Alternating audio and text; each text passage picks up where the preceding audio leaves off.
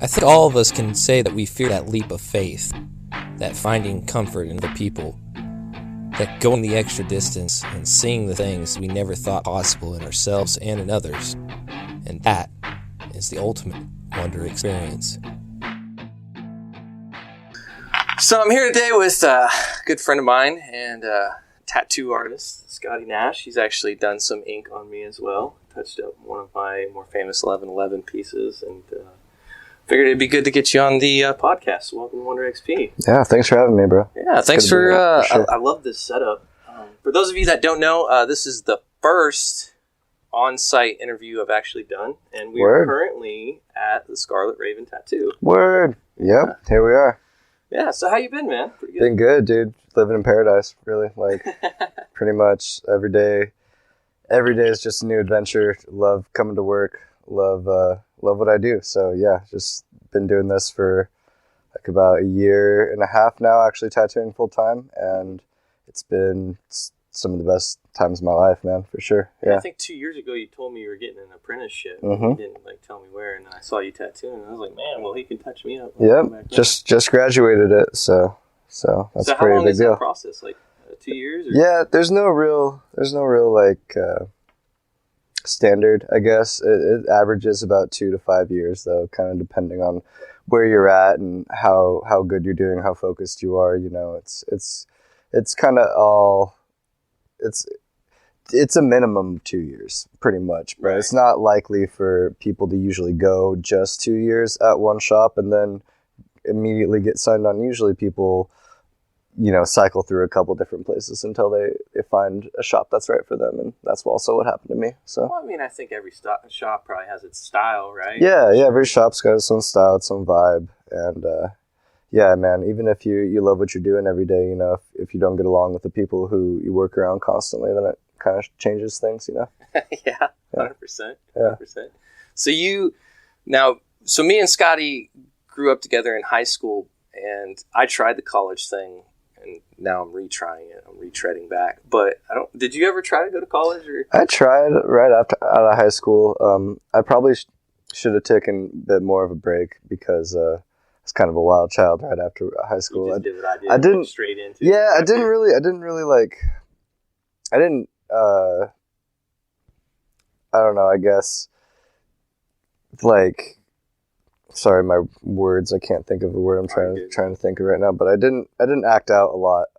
I guess in high school, I didn't disobey, or act out. I just kind of did my own thing. I didn't really do a lot of wild and crazy stuff like a lot of my friends did. So like after high school was kind of my chance to do all that. And yeah, it didn't really work out. I was trying to maintain a job, and recently like gained a whole bunch of freedom and was trying to take advantage of that while also balancing school and college. And it was hard for me. It was hard for me to wake up every day, get myself down there, and feel motivated enough to do well. To do well in my studies. So I had a lot of other stuff going on. I was working full time at the same time. So it's like, just didn't work out, and that's all right. I might go back to school. I'm not like opposed to college or anything, but just, didn't have the money for it to pay it outright, and didn't want to be in debt a lot of money.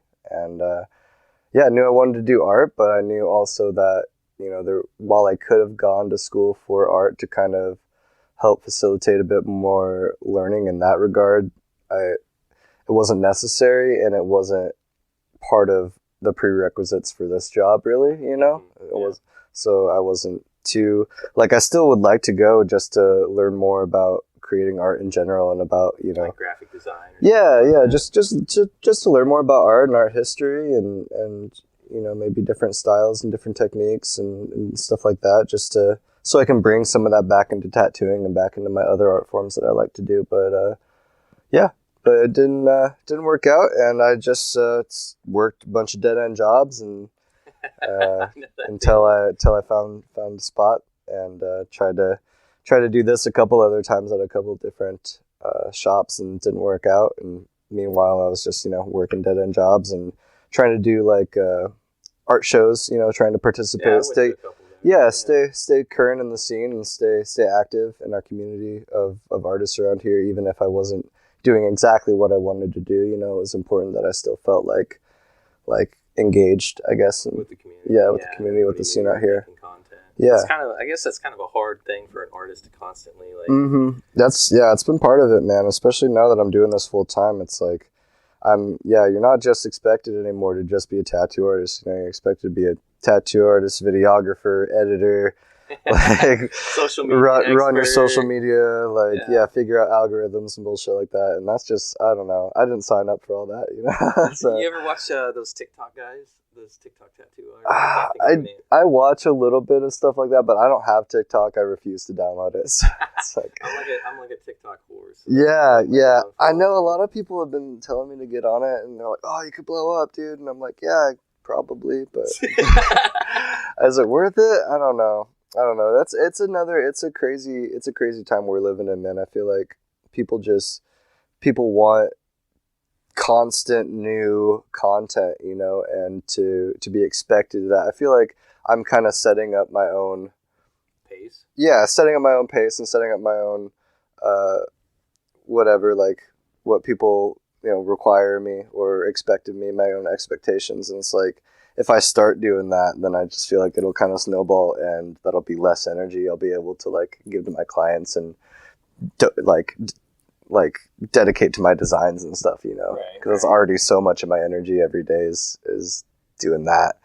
And so it's like I either need to step back a little bit from that aspect, or I need to like basically hire somebody like an assistant to like help me make videos and shit like that. Some of those people probably do. They probably do, man. Yeah. Like I have like 46,000 followers, and I like there's some days I'm just like, I don't like the sunrise. Like, is that what you guys want? Yeah, like, just anything, man. Yeah, just anything. And I'm the same way, you know. I'm as guilty of it as anybody, you know. Like just constantly doom scrolling and like checking shit out, and it's awesome. I love the fact that you can share more nowadays, because it's like there is a lot that is behind the scenes that a lot of people like usually don't see. And I feel like it's good. It's good to share that stuff. It's good because it's interesting, but it's like to the point where it's appreciated over the art is I think where it starts to get a little lost for me. You know, like the entertainment factor is one thing, and like, you know, making a cool video or like documenting the process is all well and good, but like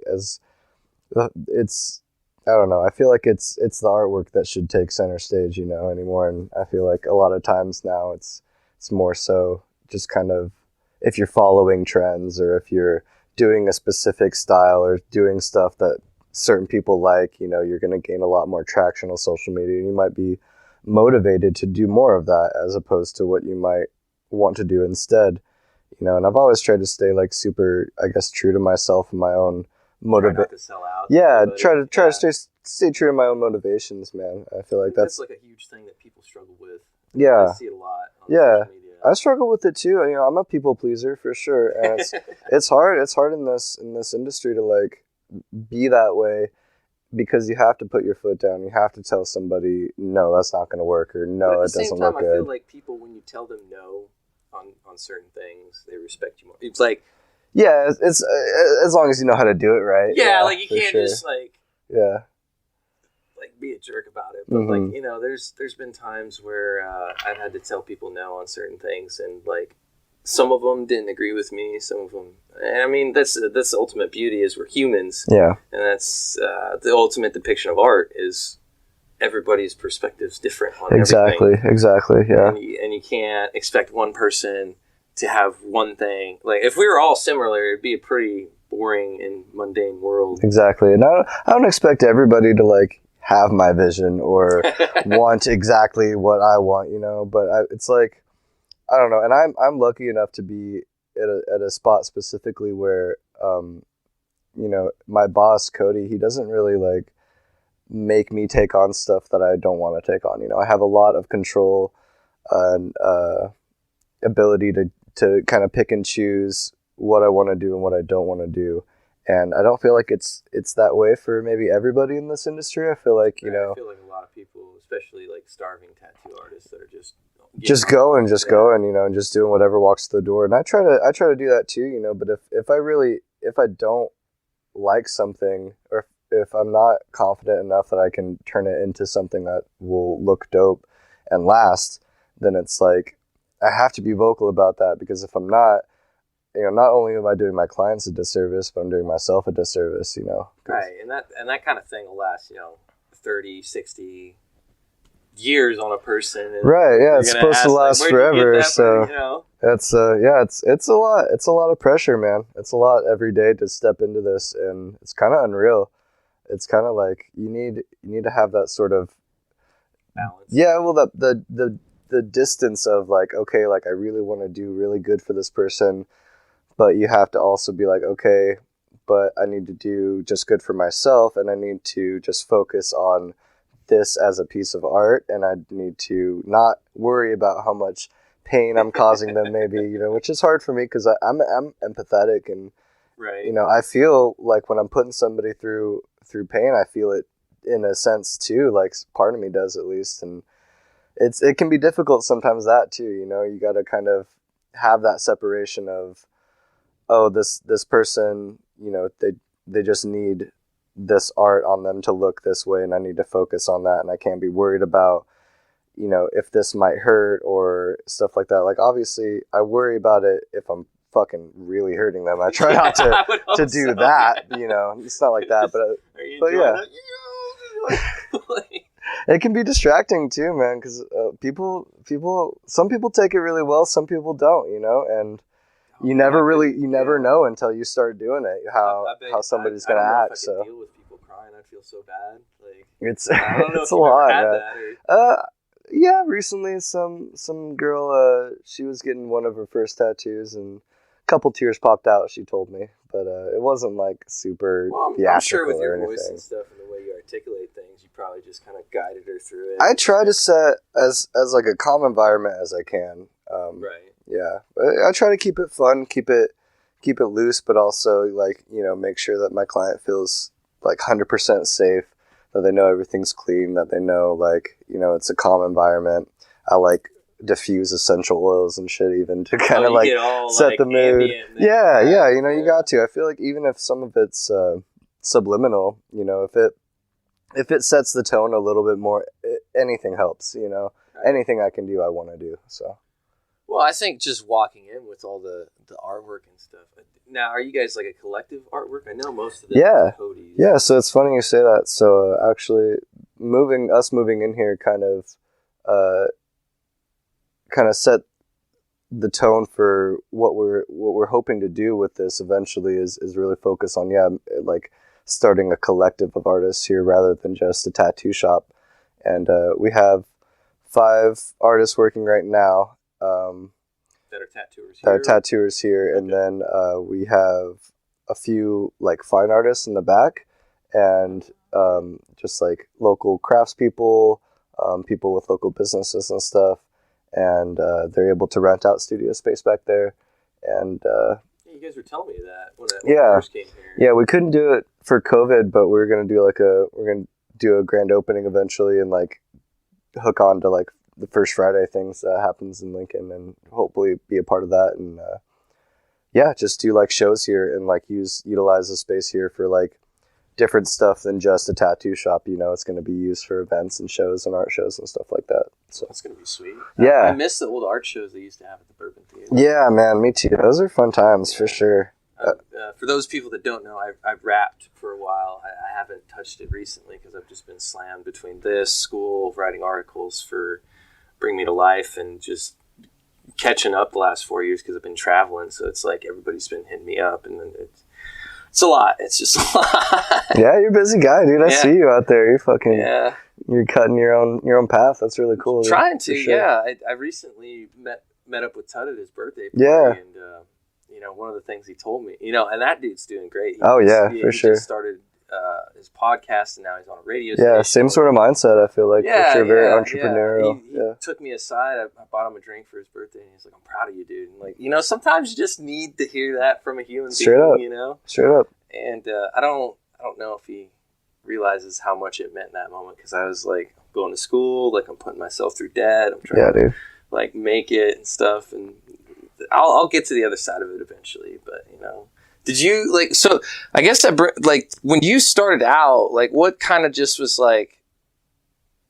You set everything down. You're like, all right, I'm done dicking around. I'm gonna do this thing I've been wanting to do for X amount of years. Yeah. What like clicked? I guess. I don't know, man.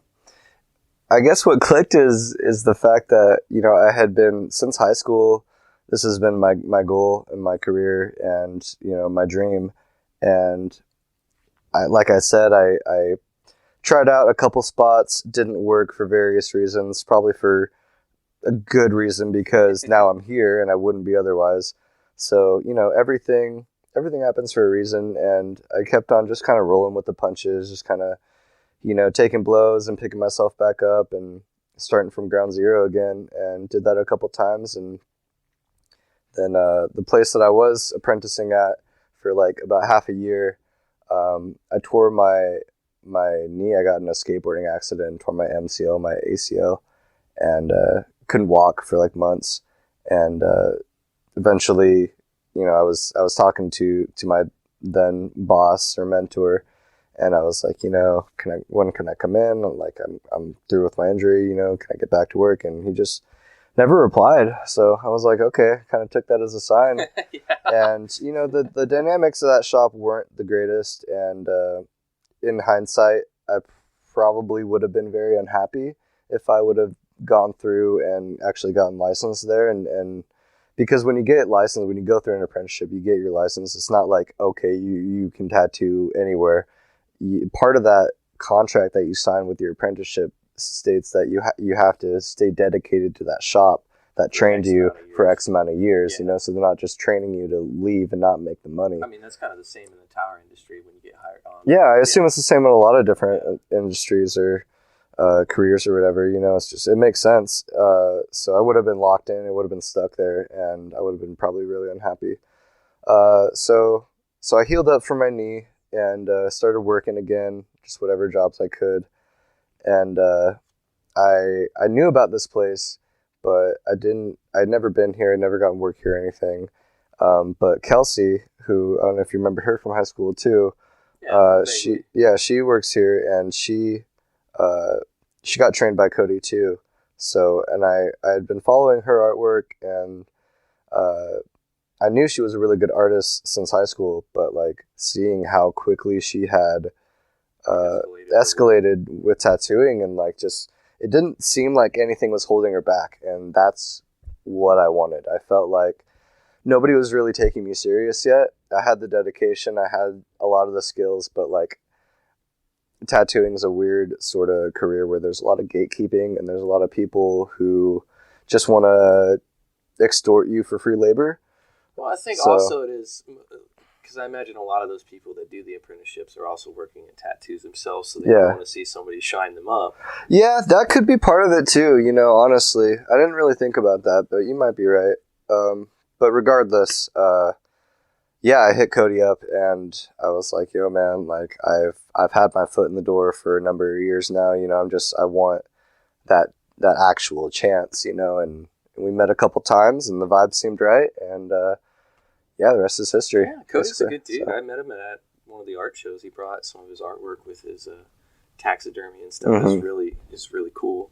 I don't know so much about the dolls. The dolls kind of freak me out a little bit. With Annabelle and everything. But the dude's totally chill. He definitely, from the sense I got as a boss, he definitely creates probably like a welcoming, warm environment. It is, man. It really is. Coming here every day, like, I'm excited to see him. I'm excited to work with everybody I'm working with, and I know that, like, if he has something that, like, you know, he needs to say, he's going to do it in a correct way, in a way that is constructive, in a way that's not trying to tear anybody down, but, you know, he's still going to let himself be heard, and, like, that's so valuable to somebody in an authority position, you know, to have that quality, that amount of like care and just respect to not have to escalate it past where it needs to be.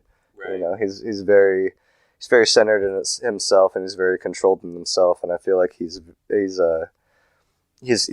controls this place super well. You know, he doesn't have his thumb over us or anything, you know, but he's he oversees everything really well, and like exactly I feel like the amount that he kind of needs to, without overstepping any boundaries or without kind of pushing his own agenda into shit, and just letting us, because he knows that, like, you know, if he trained us right, that's all he really needs to do, you know, it's just kind of guide us, and then we'll take care of the rest. And so far it's worked. I mean, Kelsey, she does some fantastic fucking work, and, you know, brought him a lot of business, and I have too so far, and I feel like if we keep on track, you know, we're gonna start really kind of carving a name, carving a name out for ourselves in this town, you know. And I feel like it's good. I want to give Lincoln a tattoo shop where, you know, people can come here not just expecting your normal average run-of-the-mill tattoos, but expecting something a little different, or something a little out of the box, or something a little more unique. You know, yeah, we try to be less of like a walk-in style shop, you know, where you just go in and you just pick out some flash on the wall, and, you know, you don't even get the tattooer's name or anything. There's nothing wrong with that style of shop. You know, it's got its place for sure. And that's the roots of tattooing, you know.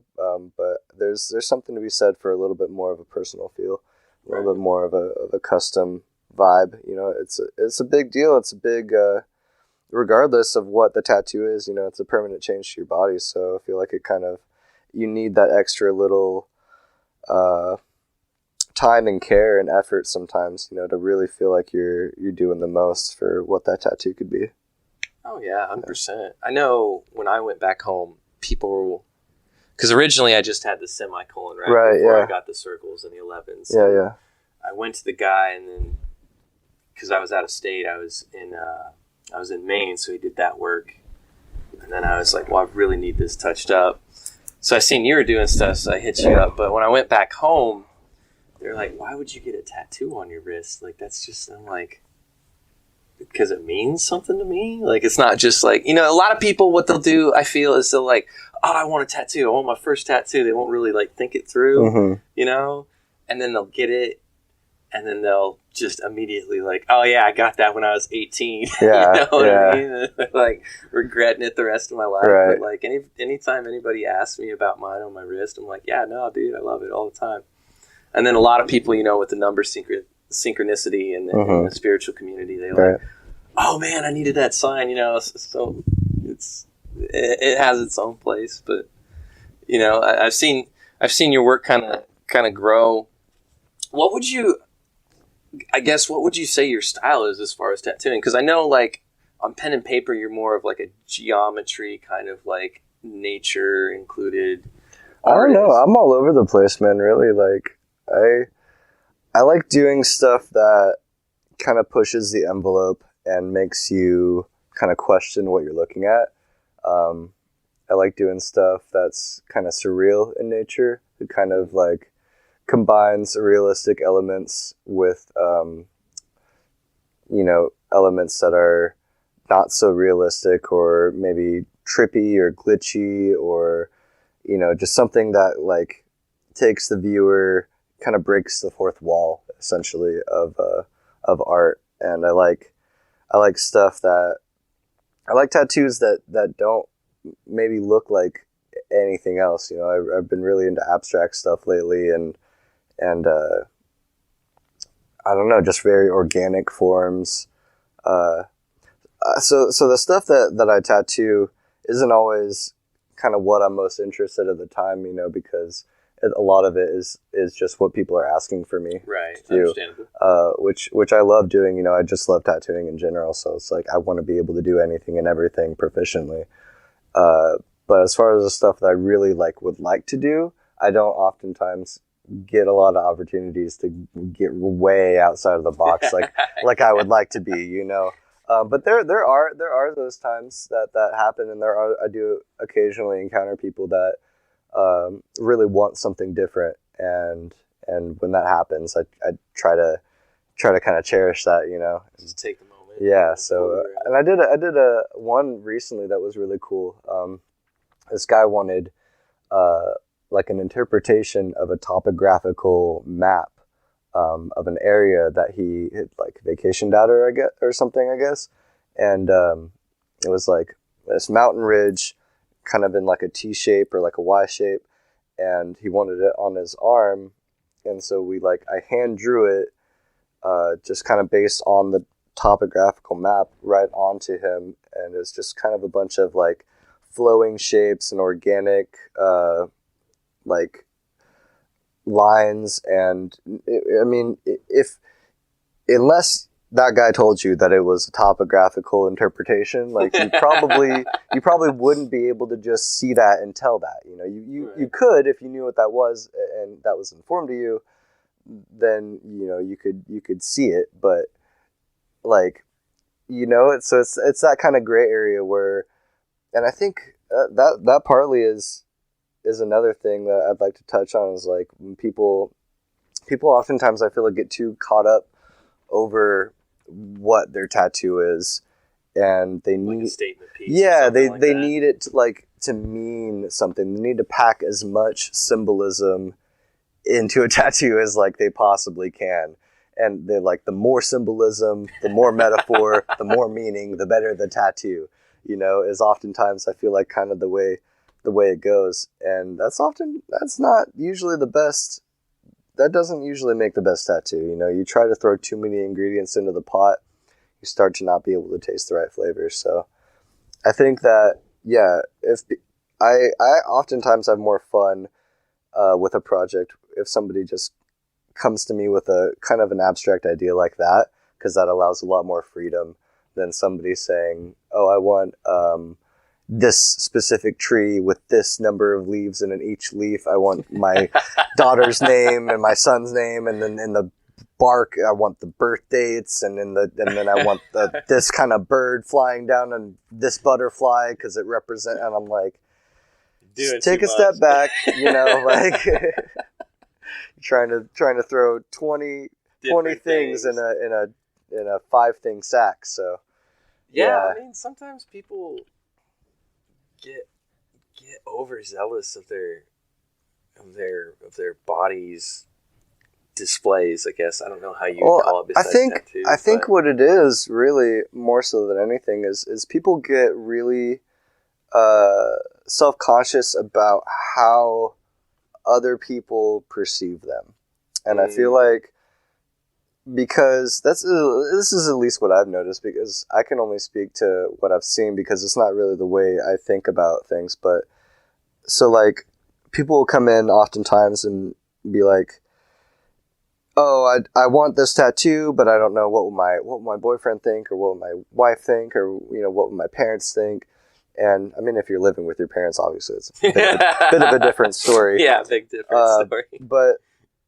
But yeah, and I think that's often why it leads people to wanting to pack as much meaning into a tattoo as possible, because they think that if they have enough things to justify that tattoo, then other people will accept it, and then they'll and call it a good tattoo, and then they'll feel good about their tattoo. And I think a lot of, and it's okay. I'm not trying to say that it's a bad thing to care about what people think. But when it's something as personal as your body and as permanent as a tattoo, if you spend your whole life trying to please others, you're going to die really unhappy. So that's very true. Yeah. I've had a lot of people on the podcast talk about that. Yeah. When things finally shifted, you're not always going to make people happy. Yeah. Now, sometimes when I see some people like face tattoos, I'd probably never do, because that's just not my jam. Kudos to you if you want it. For sure, it's not for everybody, no, for sure. Or a neck tattoo. I'm okay with the sleeve. I'd probably get a sleeve at some point when I get fat racks off of crypto. But there you go. I had this one person come up to me, and I was like, I think he used to be a gangster or something. He was out in California, and he had tattoos all the way down. Oh, yeah. And I'm just like, it's pretty sick, dude. That's all I can say. I didn't know what he's like, oh, this one means this. I did this for this one. Mm-hmm. And he's like, I did time for this one. Yeah. Cool, man. Yeah. They tell your story, for sure. Yeah. Whatever story it is, for sure. Yeah, whether it's good or bad, some people do that. What do you think as far as like there's been a couple trends I've seen. People are starting to do like QR codes, and voice print codes. It's a weird, weird time, man. The blacklight thing looks sick. It's a weird time. I've done some blacklight tattoos. I don't think they're as trendy as some of the other ones. I think blacklight tattoos are probably here to stay. They've been around for long enough, and I don't see them going anywhere. What is it that like makes them? Is it like a special chemical, or I don't. Yeah, so like, I don't know a whole lot about it.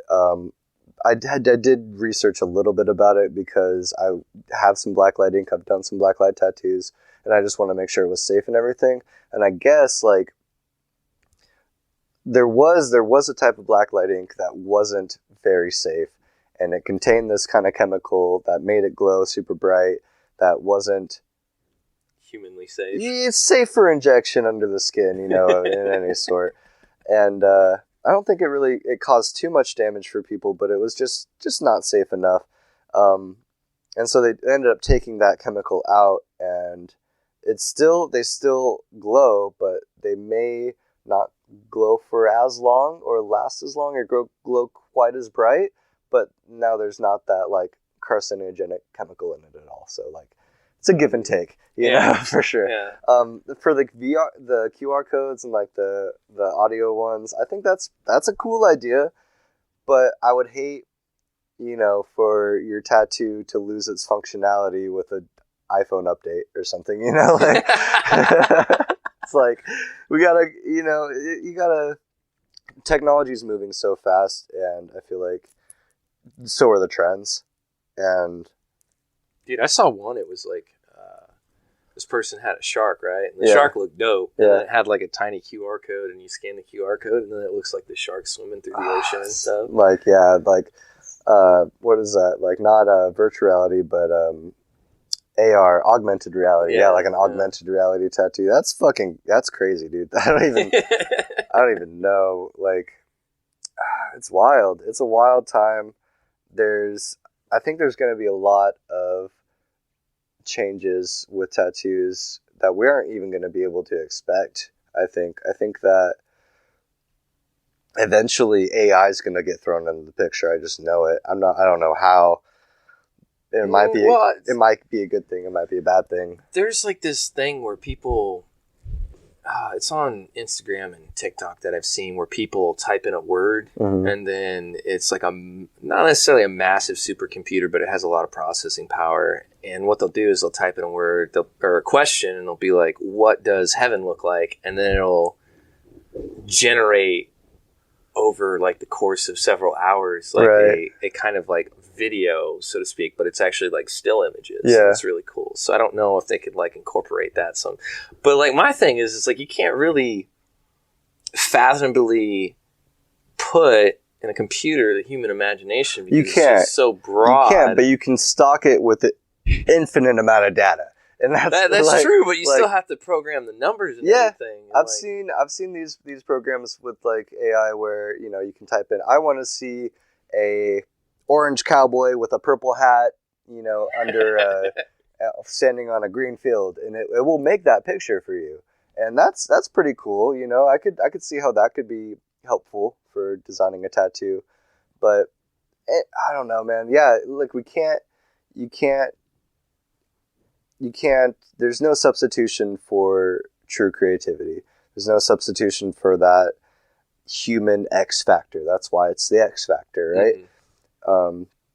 So I think, as we get closer to these technological innovations for art or for tattooing even, I think there'll also be an equal amount of energy going towards the opposite of that and going towards more primitive styles and methods and techniques.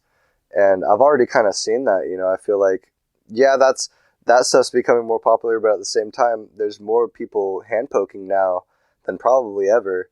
Oh yeah, that was like one of the things that I wanted to get done at some point. Yeah, dude. So I do hand poking. I do it professionally. I do good ones. Really? Yeah, I'll do them here. I didn't even know that. Yeah, I don't do them a whole lot, but there are cases that that call for it more than others. But it's a far more ancient practice of it's primal. It's more it's analog tattooing. It's very manual, dot by dot. You don't have a machine anywhere. It's just a needle and the skin, and it takes a lot longer, but it's a lot more meticulous, and I feel like a lot more controlled, and a lot more energy that goes into it. Yeah. I feel like you can put more intention because of that into it. Yeah. There's two people that, two places. I don't know if it's a specific person for the monks there, but there's the stick artist from Hawaii that like takes his tools and puts it out into the ocean, and then does like a whole ritual, and then like you literally have to sit and talk to the person for like 4 hours. Yeah. And then he creates the tattoo. You don't get to choose it. Right, yeah. And then he sticks it on you. And then the Tibetan people, they have a place where you hike up to the mountain. Right. And I think you spend like a day there, and then they just observe your chakras and stuff. And then they make pretty much like, I guess, like a chakra tattoo based on the energy you put out and stuff. And it's supposed to have like healing properties and other things. So that was like on my travel bucket list. Yeah, for sure. Get a traditional Tabori style tattoo. Yeah, that'd be before crazy. Everything locked down. Yeah. I talked to my mom about it, and she was like, I don't know why you do that. And I was like, you're talking to a kid that ran with the bulls and stuff. Like, why wouldn't I do that? Like, sounds exactly like something you would do. That's for sure. I was like, it'd be cool. Like, I want to be... She's like, when are you going to have kids? And I was like, Michael will have kids. And I'll just be that kick-ass uncle that brings things from, like, all parts of the world and stuff. So. No, I recently, I met one of my friends at a festival recently, and he had this big piece on his back that was all hand-poked, and it was a pretty massive piece. Really, really stunning, geometric, yet flowy design, abstract shapes, kind of hard to describe, but beautiful, stunning piece. Any color in it? Or just no, just black and gray dot work. See, that's even more impressive that you can like transcend that into a piece. Because a lot of people heavily rely on color for shading. Yeah, no, it was super well done, and I think it took her about 4 or 5 hours to do, and I guess he told me that as she was doing it, this is an artist in South America. I can't remember her name off the top of my head, but he said that as she was doing it, she was like chanting mantras essentially. Oh wow. And like putting that energy and that intention into the tattoo, like the entire time that she was doing it, she was praying basically. That's pretty intimate. So tattoo, man. So to have that, like, I don't know. So there's like, that's what I'm saying is there's as far to one end of the spectrum as you go, there's going to be people pushing polar opposite, so it's cool, man. It's weird because tattooing is probably one of, if not the oldest art forms of humanity. Times, and so like, but it's also, it feels so new. It feels like we're constantly at the cutting edge. We're constantly kind of pushing and progressing it, and it's very much its own creature, man. It's gonna do what it wants, like like regardless of what I have to say about it or whatever. I think it's what the people want. Yeah, that's my point. Yeah, it's gonna go how it goes, man, and I'm just along for the ride, I guess. Yeah, for sure. So you also do art. Have you dived into the world of NFTs yet? Or? Oh man, I think I'm gonna miss that boat along with the TikTok one, man. And I know like there's future me is probably kicking myself in the ass with all the fucking like money I could eventually be reaping, but it's like, at what cost? Like, yeah, true. I don't know a whole lot about it because I haven't researched it a lot because I don't really want to. Well, if you ever get a chance, you can totally listen to the last podcast I had with Alex. So. Is it about NFTs? Yeah, it's about NFTs and crypto. So basically, the brunt of the NFTs is like this picture back here. Yeah. Basically, with what Crazy Zuck is trying to do is he's trying to make it so you just enter virtual reality, and then like when you go into a room, like, oh yeah, there's my crypto. I understand conceptually the appeal. I guess the problem that I have with it mainly is from an ecological standpoint, and it's the fact that we're already doing so much damage to Mother Nature and to the Earth, like with what we're doing to it already. Like, do we really need to be like mining all this extra supplies to like build all these extra computers to store all this extra data? Like, it's just, it seems a bit extraneous to me, especially when you're literally talking about decorating a digital world. like a non-real, non-tactile, like place. Non-place. Like, it seems a bit unnecessary. We're already in such dire straits with Mother Earth, man. I feel like we really need to slow down and start thinking about the impact that we're having, and start thinking about our own selfish desires versus what could benefit the Earth. Not to say that it's the people who are making NFTs that are causing fucking mayhem on the planet or anything, it's not just them, but I'm saying, like, probably doesn't help. And I don't know, I think I'll touch on what I was talking about earlier about, how as time progresses, as society progresses, we're going to start deviating one way or the other, whether that's toward the physical, towards the actual, towards the natural, or towards the unphysical, the unnatural. Like, there's going to be people who want to align with the very digitized version of reality that's happening, that's being created via Zuck and everything else. And there's going to be people who are totally rejecting all of that, and there's going to be people in the middle, but I think the longer that we go, the more you're going to see people kind of deviate to one end of the spectrum or the other. Well, I also think that, we're in a generation where we didn't get to explore the oceans or the lands. We aren't in an age where we can explore planets, but we are definitely in an age when we can explore the digital world. And I think that's the innate cusp of why humans want to do that. Well said. Yeah, because we've always been, just these. We've always had the explorer, the trying to find the unknown. And I think that's why most people create art, is to just touch base on that. Yeah, I've seen some amazing things in nature that, like, when I try to go back home and explain it, like, people just don't get it. Like, I could tell somebody, I went to Alaska and I climbed up a frozen waterfall, and then a huge chunk fell past me when we were ice climbing. That doesn't, like, register in their brain, like, how massive it is, or, like, Yosemite. You don't have any basis for comparison sitting on your fucking phone 8 hours a day in front of a phone, Yeah, I think that's what for this real whole human experience like that. Killing me about, because, like, there's just so many things that you experience just in life and in other areas, and I think some people see the depravity that we have in this society right now, with everything going on between the economy and people trying to make a living and trying to survive, and then the constant threat of automation for certain jobs. Like, they're like, okay, if all these things happen, like, what am I going to do? What's my purpose? And I think that's why a lot of people, one, are struggling with depression, two, are struggling to find their place in the world, and three, are so angry and hostile as of late. And seeking that kind of digital, habit sphere of protection, of, like, you're in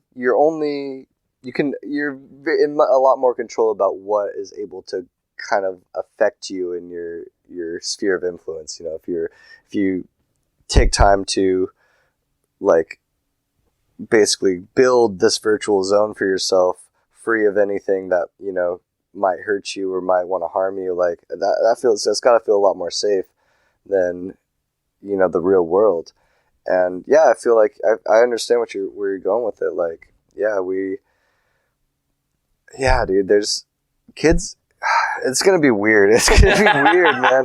10, 20 years from now, it's gonna be so weird, because kids right now are, like, they're living in such a different environment than what we grew up in and what our parents grew up in. Oh yeah, we had flip phones and Game Boys. Yeah, dude. it's like as soon as a child's born, like basically they're putting a screen in front of it, and that can't be good. Like I think we're gonna see a lot of real long-term effects of what we're doing right now, and I think that is a reason to slow down a little bit. I think that's because if you look at the pattern of human development just over the last 50 years, you know, it's like we obviously are way ahead of ourselves. we I mean, if you break it down, we are 4 generations away from starting this country. Yeah. That's yeah, crazy. what the fuck? Yeah, like no. 400 years. No, and literally it's four generations. It's a completely different world, dude. If you went back in time right now and tried to tell anybody what was going on right now, nobody would believe you. You'd be burned at the stake. Yeah, dude. Hell no. Like you'd be thrown a loony bin like that. So I mean, it's even crazier to think that we, for the most part, are 2 generations away from wagons. That's the insane part. Literally, all the things we're seeing now are maybe 130 years. And then you have that combined with the fact that knowledge is expounding upon itself at an exponential rate. Oh yeah. So it's like not only is it quick, but it's getting faster. Yeah, it's getting way faster. Yeah. One of the things me and Alex touched on is, you know, money, when you wire it somewhere, takes 3 days. Mm. Well, with these current coins and cryptocurrencies and stuff, it's going to be like 5 seconds. Yeah. So can you imagine how fast some of these businesses are going to start running? Like, oh man, I got my money today. Like, you know, it's not waiting for a paycheck till the end of the month. And the other thing is, like, some of these coins are going to be able to track things in real time, almost by the second. So you'll be able to see, so Mailman John's delivering my Amazon packages. Yeah. He's on 64th and A Street, and he's got like 16 more stops till he gets to me. Yeah. It's just, it's wild how fast we have accelerated into the digital world. And what's even crazier is when you break it down, it's really only like 30 years old. I mean, maybe 40 if you go into the 80s, but like the 90s, everybody thought the internet was a fad, and then it like stayed. We had the .com crash, and then, you know, the 2000s really when the internet started getting picked up. We had viral trends, and then everybody was like, and it's just a created phase, a fucking and now monster, bro. Yeah, it's just game over, unstoppable. Dude. Yeah, game over. I mean, even Elon is sat down with Joe Rogan, and he was like, I don't think people want AI. That's the thing. That's kind of where I'm going with all this, dude, is like when we have the heads of the businesses that are like most notable in facilitating this, you know, speaking out and saying, hey, let's take a step back. Maybe we should fucking listen to that. You know, maybe we should really, really listen to that, because if that person stands something to gain and is still saying that, then it's probably a bigger issue than they're even letting on. You know? Did you see the robot that got citizenship? Oh my god! What? Yeah. There's a female robot. I think it's a female robot. I don't know the pronouns for the robot, but it looks like a female, so we'll go with that. But the robot literally has citizen, I think, either in Saudi Arabia, one of the Middle Eastern countries, and like it can kind of, it's like the equivalent of talking to like a 9-year-old, but it can carry a conversation pretty well. Like Will Smith was sitting and talking to it, and I'm just like, what is that called? It's like the Turing Test or something like that, where it's like that's basically, it's supposed to denote the singularity, right? Like the point where you can no longer distinguish if there's a wall between you and you're talking to somebody, if that person is an actual person or is an AI. The moment that you can't distinguish that, that's kind of the tipping point, right? Oh, dude, that's freaky. Yeah, that's kind of like where the line starts to get blurred, and where, you know, we start to even ramp up and quicken the rate in which this shit's getting developed. And yeah, man, I mean, there's a reason like Elon thinks that this might be a simulation we're living in, because this shit is wild. It's wild, and it's accelerating at a crazy rate, and who fucking knows what the next 10 years, what the next 20 years are going to look like, dude. Like, if it's anything, if we have the past as any sort of, frame of reference, then it's going to be completely different. Oh yeah, and that's kind of why I'm going to school for what I'm going to, because I looked at all the other stuff, and they call me cynical, but most of it I was like, that's not going to be a thing in the next 15 years. Like, at least I'll be able to, like, if the machines take over and we're fighting with guns against, the robot army horde, like, I can program a machine to fight on our side, send it back in time, and, like, stop all the things and assassinate people or whatever, Yeah, dude. Yeah, I think a lot of the only jobs that are going to be left are, like, either ones that directly, you're directly helping this technology, or ones that, like creative jobs, like stuff that we said earlier, like that machines couldn't do. And it's a good thing and a bad thing. I think overall it's a good thing for humanity if we know kind of how to jump into that state of being, because right now we don't. Right now we're using, I think automation's a good thing. I think that replacing all of these mundane, tedious bullshit jobs with robots is awesome. I think that it's awesome as long as the people who are in those jobs are taken care of, and as long as they are given better ways to find education and find things that they like to do and that they're good at doing, because I think that nobody is meant to flip burgers. Nobody's meant to fuck. That's nobody's greater purpose. That's nobody's calling. Well, I think that's just the product of the environment that they, because I was talking to one of my buddies the other day, and I was like, there's three kinds of people in the world. You can argue there's human that sees everything. There's basically, I was referencing the savannah. So there's three things. There's the prey, there's the predator, and then there's the human that's the top dog of everything. And I was like, now the predator can take out the human, but very rarely do you see the prey take out the predator or the human. Yeah.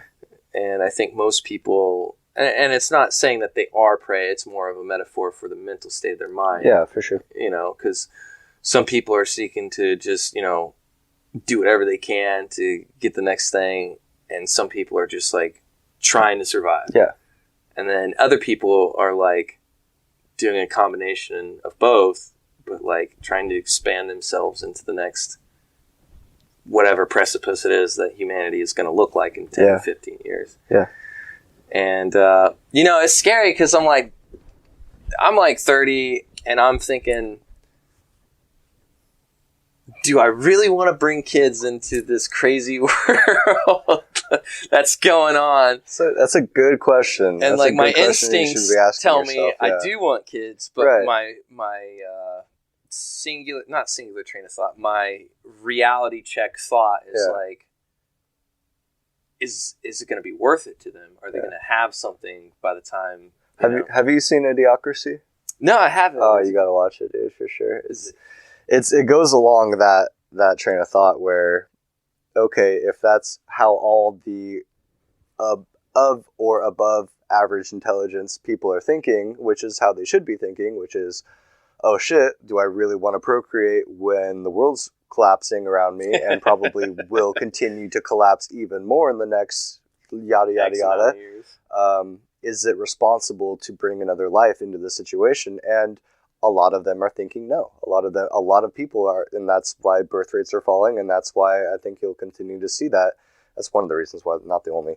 But no. But yeah, and that's, so not to spoil too much in the movie, but basically, like, the most average man in the world gets, at the time, gets drafted to be a part of this experiment and gets cryogenically frozen, and he's only supposed to be frozen for like 10 years, but something goes awry in that amount of time. Oh yeah, and he gets and frozen it has, for like Terry Crews in it. Yeah, okay. You have I've seen it. seen a couple clips of it. Yeah. So he gets frozen for like 100 years, and he wakes up, and the United States is a literal trash heap, and the president is a professional wrestler who drives a monster truck, and they're watering plants with Gatorade.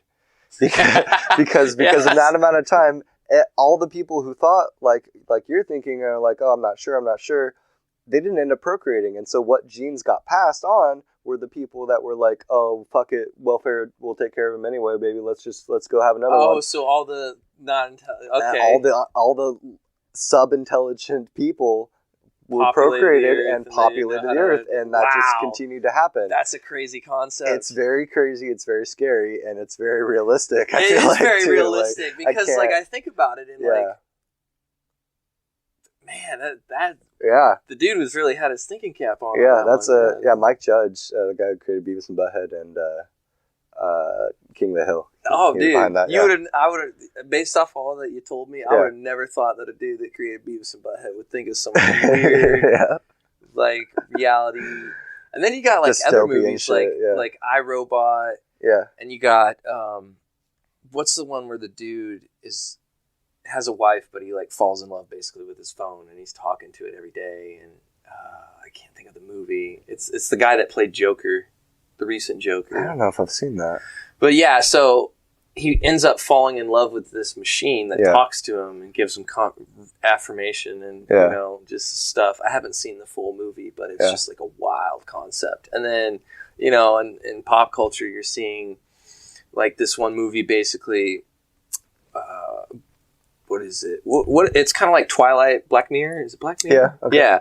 So they had this reality where basically like you don't really know what's going on until towards the end of the thing. But long story short, when you pass, you can download your consciousness into a server, and then you're in this reality. Right. And then there's another show that actually touches more on that, and the guy like basically got whacked in the series, and so like. But the difference between the death one and the one where the guy got whacked is like, he's like, I ran out of data. So he like literally has to sit in a corner. He gets frozen. And that's like a scary thought to think about. Like would you ever, like if somebody was like, if you put this headset on and you pass, like you'll be downloaded into this thing. Would you ever do that? Or are you just like...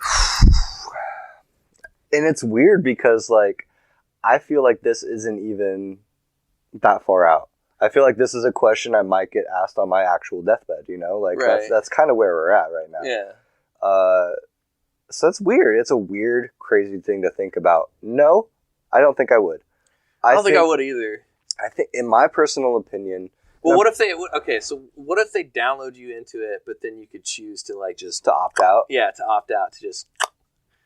Probably not still, unless I had full belief and full confidence in my ability to do so. Then I might try it out. But fuck, man, that's a crazy thing to think about. It's so weird, dude. It's so weird because we could be doing that right now. Oh yeah, 100%. This could be like, I could be like, guess what? You're in a coma right now, and you actually programmed all this to happen just so I could give you the option to opt out, and this is actually what this is. How would you know the difference? Yeah. That's the crazy part. Yeah. But really, in my opinion, it's kind of hard to explain, so I'll try my best here, but basically, like, I don't think that putting consciousness into a digital state is possible because you're working backwards. You're starting at something that's infinitely, inconceivably complex, and you're trying to define it and put it into code. Essentially turning it ultimately, essentially turning poetry into binary. I don't think you'll ever be able to do that. I think that consciousness is itself so, in its very nature, it's undefinable. Well, there's some people that think that our consciousness is actually a form of, I mean, this is going with the theory of, like, this is all a simulation, a form of quantum computing.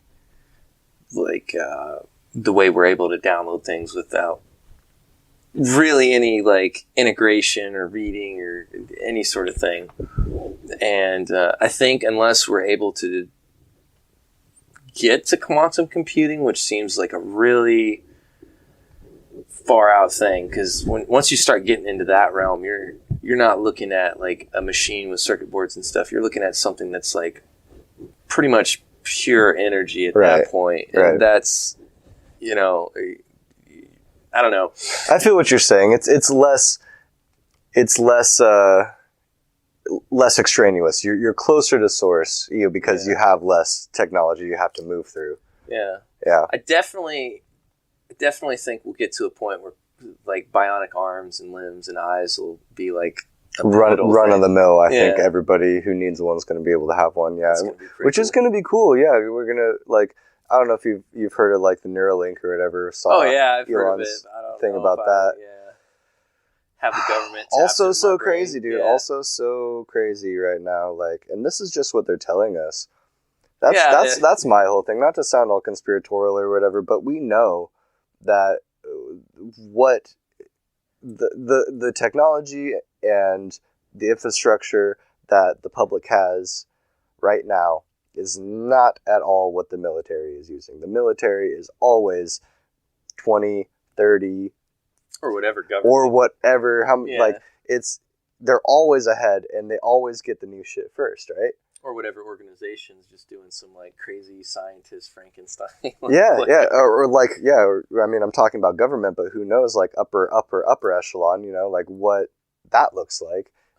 Is I think even more different. So like if this is the shit that they're on stage announcing to us, it's not because it's a new technology. It's because it's something that's already in play, and they're trying to get us comfortable with the idea of it. They're trying to normalize it. Which is a pretty hard thing to, hey, you want to upload yourself to a computer and play a game? Because if they went on stage and told us, hey, the military's already using this, we have people who have had this implant for 10 years and are basically superheroes now. We would be really confused, and there'd be probably some riots about it. So I think that, they're doing it very carefully, and they're introducing us to this new world very carefully, so that I think it doesn't scare people. Well, I mean, if you look at it as much, I definitely think it is a huge formula with a lot of variables, and if you get any number of the equation wrong, you can definitely, as they call it, fuck around and find out, or not be there and find out. Right. And there's big consequences to playing God, man, for sure. Yeah, I have some people I know that like, especially when I played football and stuff, like, I'm God. I'm like, nah, dude, you don't want that power. Like, could you imagine thinking about half the, like I got to worry about Sandra on the other side of the world. And I got to worry about Mahatma Gandhi here in India trying to change the world. Like, nah, I don't want that job. You don't want that job. I'm like, come on, be real. Yeah. Like, you might be superhuman, but you definitely Like, I never want to be God. Like, but yeah, the future is definitely the limit.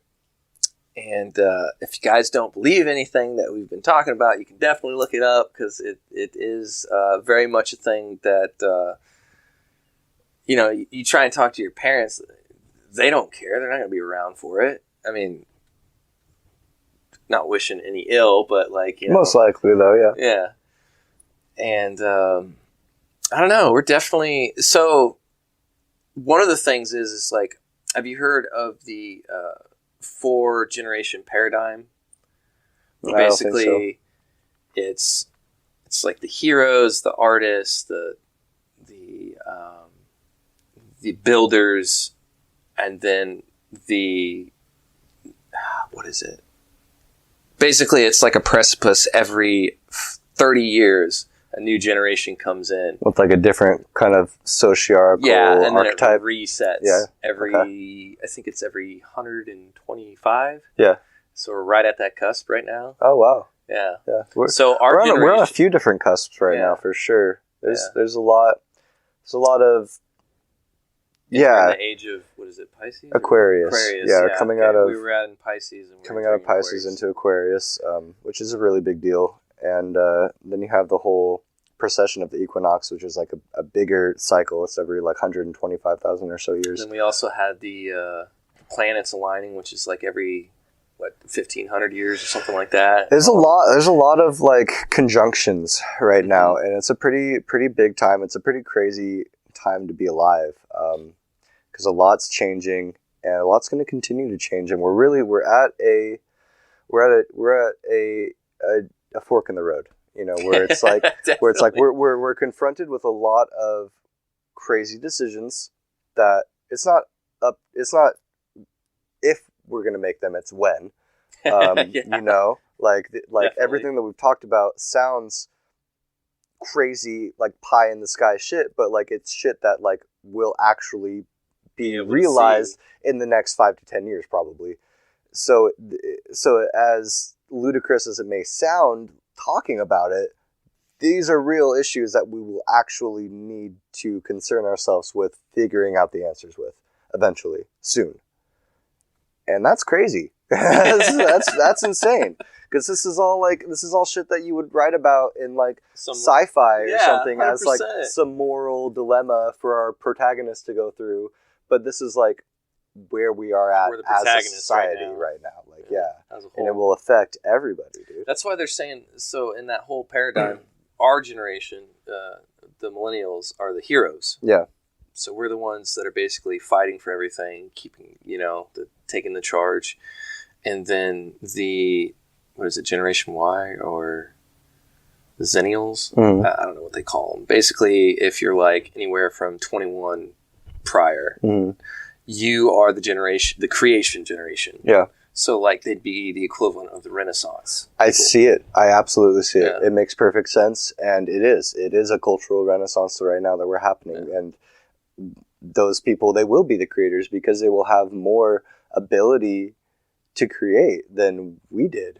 They'll have more fingertips. Yeah, and they'll have hopefully more ability to do so too because they're not all stuck working dead end fucking media last jobs. Like they'll have the time to do shit too. So 100%. So I think that's great, and I think we're noticing that also. We're noticed not even just a creative renaissance, but a spiritual one as well. I really think like a lot of people are shifting and changing their beliefs and stuff, and I don't know, it's crazy, like the dynamics of it. Like you got the Christians, you got Muslims, you got Jewish people, and then you got these pagans are starting to make a comeback with the Norse mythology. God, that's so hard to say. With Thor and everything else, and then you got the Wiccan culture that's kind of like coming to the forefront lately. Like everybody's just trying to find their, I guess, spiritual side to themselves. Yeah. And I think if people truly saw what God or the omnipotent being or whatever it is that you want to call it, I don't think it's like a one sec. I think it's my thought process on it is that the supreme being, the one end all be all, is like an unfathomable source of continuous, I guess, energy or vibrations or a combination of all those things. And I mean, science has clearly depicted it out with the Fibonacci sequence and the golden ratio, right? And also with it's apparent that this reality is under some sort of intelligent design, right. And I don't think people have the ability to fully comprehend that in our limited sphere of thinking. So everybody's just trying to find what makes them happy. Yeah, everybody is essentially, I feel like, just gravitating towards what resonates with them the most, and will continue to do that. And I think that, with a lot of this push of artificiality and of,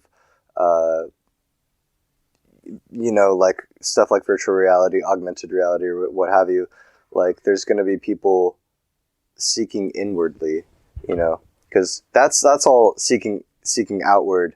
But like when you go inward, you truly find God. You truly find source. You can find it in yourself if you look hard enough.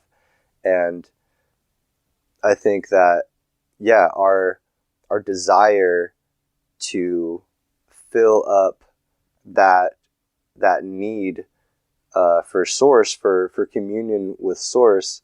A lot of people are putting on technology or putting on other extraneous external factors. But I think, we really need to be looking inwardly, especially at a time like this where so many moral and social dilemmas are being posed to us. Like, we really need the guidance of our own intuition.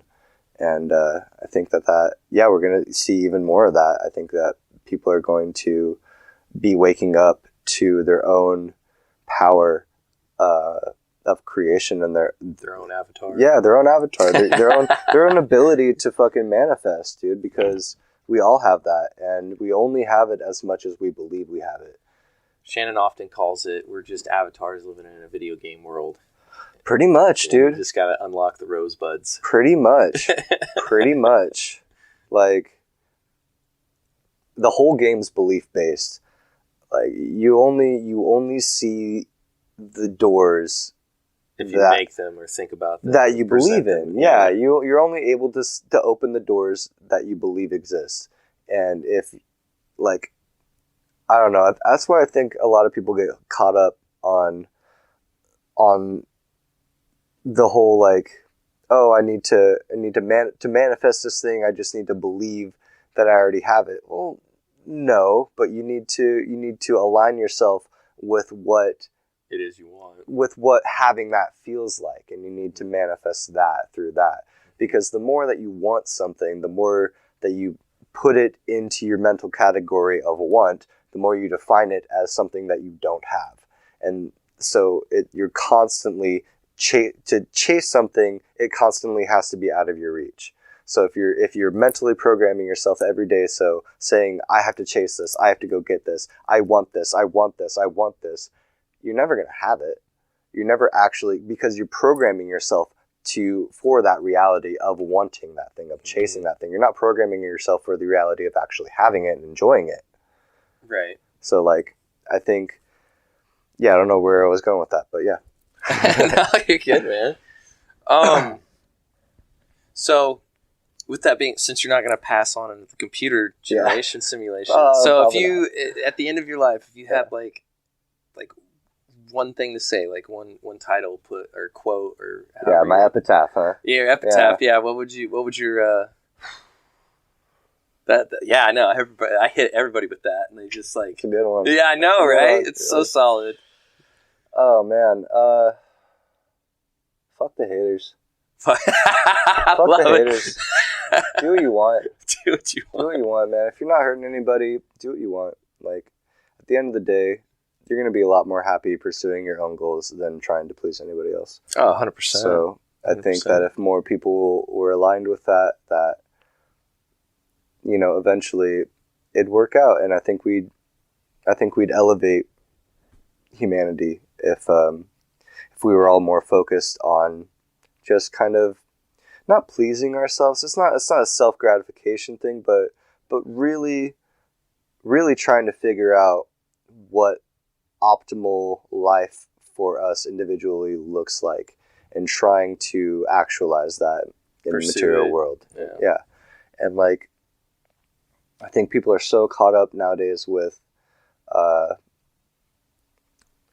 like I was saying earlier, with how everybody feels about them, how everybody perceives them, whether that be the online persona that you're trying to portray, or whether that be, the art that you're trying to make, or whether that be whatever, the degree you're trying to get from school, or whatever, like, that needs to come from yourself and nothing else, because at the end of the day, that's what's going to motivate you. That's what's going to, like, that's what you need to listen to. And when I say listen to your heart, it's listen to your intuition. So it's like, you really need to figure out what's most important to you, and try and figure out the best way that you can help people in the way that only you know how to do best, or that you're best at helping them. And then, pursue that, and that's all you need to do. Like, I feel like if you do that, you'll be happy. Buddha was like, the reason that we suffer is attachment. The root cause of suffering is attachment. So I feel like if we let go of the attachment of what other people want us to do or achieve or think or feel or believe or act, then we can really figure out what it means to us to live our best life. 100%. I don't think you could fit that on a fucking tombstone. Maybe it'll be digital. It'll just be like right, a little auto scroll. Yeah. Scott's last rant. Yeah, Scotty's rant. This might be a thing. But well, I thank you for being part of the podcast. Yeah, dude. Sorry it took so long to get the fun. equipment. No, not at all. Yeah. Not at all. Worth the wait. And yeah, dude, it's just good seeing you. It's just good talking. Yeah, and it's been a while. I've been traveling for like, God, I don't know how long, and then the universe was just kind of like, you're done for a little bit. You need to go home. You need to take care of some things. You need to see some people. You need to reintegrate. And one of the hardest things was actually like reintegrating after living that lifestyle for so long. And I think I'm finally getting around the That probably means you learned a lot, though. Yeah. A lot of things. I mean, when I came back, didn't have a car, didn't have any idea of what I was going to do, didn't have really a thought process to it all. And then like within 3 months, I was registered for school, got the car, started building this podcast at the behest of Shannon Shine, because she was like, you have this ability to speak and you should use it. And I was like, I don't know. I put it off for like several months, and then it's just kind of steamrolled. My next guest is actually going to be a Air Force general who was an immigrant that came over to the United States, and he's since retired. And what he's doing is he's investing in some of these companies in other parts of the world and helping these guys get a startup for probably like a small percentage, and helping these rural like African and Indian and and just kind of mentoring them. So that's would be pretty cool. That will be cool, for sure. He's got like a nice plot of land outside of Lincoln. Beautiful view. That's awesome, dude. Yeah, I look forward to seeing that one for sure. Definitely. Is there if you guys ever want a tattoo, I highly recommend Scotty for sure. 100%. He does great work. You can follow him on, is it Narnar? Narguru, GNAR.GURU, Gnarly Guru. I'll put that in the description, or I'll have Shannon put it in the description. It's loosely like the two sides of my personality. You have the very astute guru nature, and then you have the guy who likes to get a little gnarly. Yeah, I mean, I get it. And I do that. I like to show that in my art too. Like having both sides there. I feel like kind of meeting in the middle is something kind of unifying different polarities is what I like to do through my art. So, but yeah, if you ever want a tattoo, come down. Scarlet Raven, not going nowhere. So it's pretty close to downtown. Antelope Parkway, right by the bay here, 1941 Y Street. Specializing in custom tattoos. Got an idea? Hit us up. Well, guys, as always, sometimes you gotta make your own adventure. Thanks again for listening to the Wonder XP podcast and following along on the journey. Go ahead and rate, like, and share this to any of the social medias that you so happily desire. Also, go ahead, if you feel the need to, bringmetolife.com/WonderXP, where you can donate to the cause and help me bring more amazing people on this page. And if you feel that you need to understand yourself better, go ahead and sign up for an astro reading where I will give you a detailed or summary version look as to what it is that makes you function and how you go about life. And as always, sometimes you just need to make your own adventure.